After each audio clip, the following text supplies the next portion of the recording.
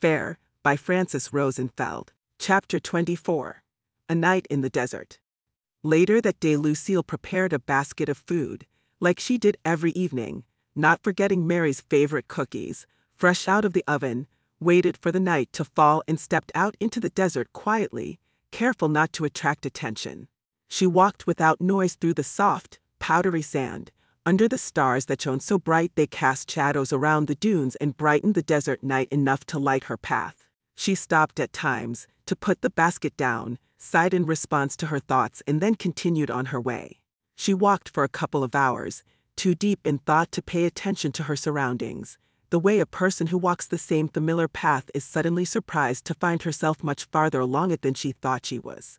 At the end of the journey, she slowed down and looked around swiftly, and then, reassured, turned at a sharp bend around a dune and stopped in front of a mound of rocks which looked like it had been placed there intentionally, as if to mark the spot. There she stood for a while, waiting with increased impatience, and then, realizing that it was getting too late, she placed the basket in front of the mound and reluctantly left, sighing again, very deeply, and looking behind her in hope of seeing a familiar shadow appear from the depths of the desert. She walked back home, picking up the pace a little bit, as the entire firmament moved towards the horizon and the wee hours constellations started to appear.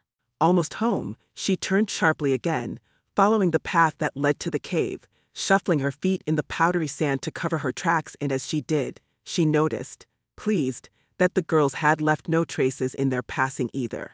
Thank goodness, Aunt Lucille. I was worried sick. Mary jumped from her chair in an explosion of relief. The last presentation was wrapping up and the girls frowned at her for disturbing it, so she lowered her voice to a whisper and pulled Lucille to the side. Whatever happened to you, are you all right? She looked at her aunt, to ensure everything looked fine.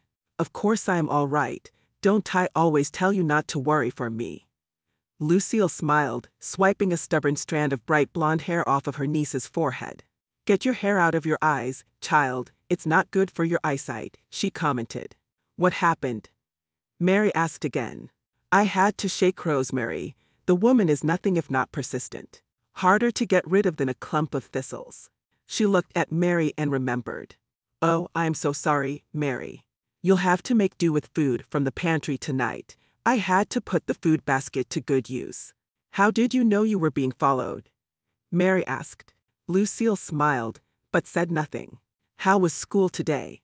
She asked her niece, while searching through the pantry for ingredients to put a meal together. Good, Mary replied. I aced organic chemistry, she smiled proudly. Wonderful. Lucille said. Would you grab a pot from the shelf for me, please? Mary complied. So, what's going to happen now, Aunt? She asked. Well, if I were to guess, our dear Rosemary is lying in wait at the rock mound, hoping to catch you. You walked all the way to the rock mound? Mary exclaimed, shocked. In the middle of the night. That's 2 hours away from the village. What if you got lost? My sweet child, Lucille smiled. I lived here my whole life. I couldn't get lost if I tried. What are you going to tell her? She is going to raise the whole village when she comes back. I'm counting on it. Lucille smiled like a sphinx.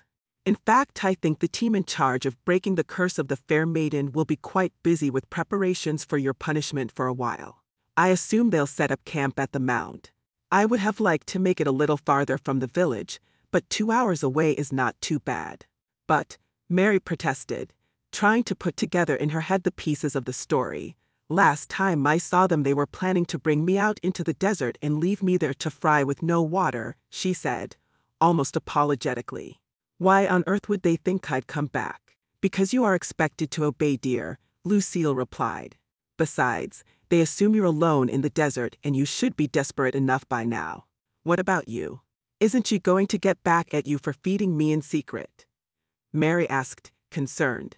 I told you not to fuss over me, child. I can handle myself very well, thank you, Lucille retorted. Can't a concerned aunt hope against hope? Her prodigal niece finally saw the error of her ways and returned to face the consequences of her actions. I wouldn't, really, Mary commented. Here's hoping, Lucille mumbled under her breath.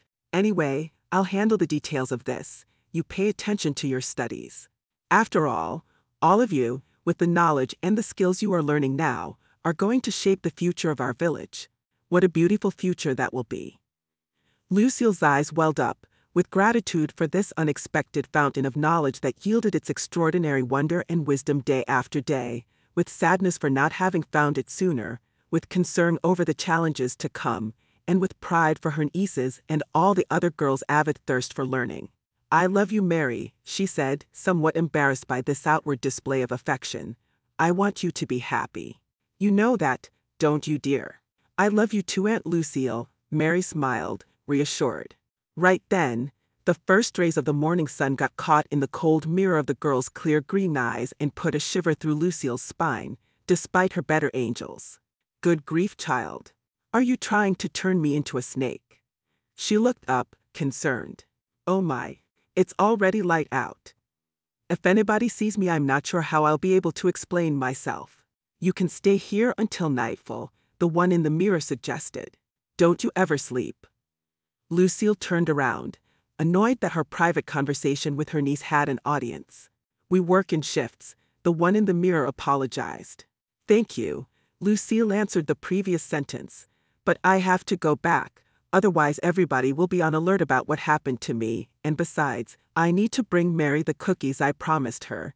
The desert mice must be making a feast of the previous batch by now." When she got back to the village, the sun was already up, and a large group of villagers and council members was assembled in front of the council hall. The full circle was there, staring intently at Lucille as she approached the gathering. After explanations were exchanged, the full attention of the group was consumed by Rosemary's plans for apprehending Mary, plans which were elaborate in nature and required generous amounts of the community's time and resources. After about half an hour of emotional appeals for compassionate but exemplary punishment of the errant girl, everybody lost track of the discourse, zoned out for the remainder of the speech, and politely waited for Rosemary to stop talking.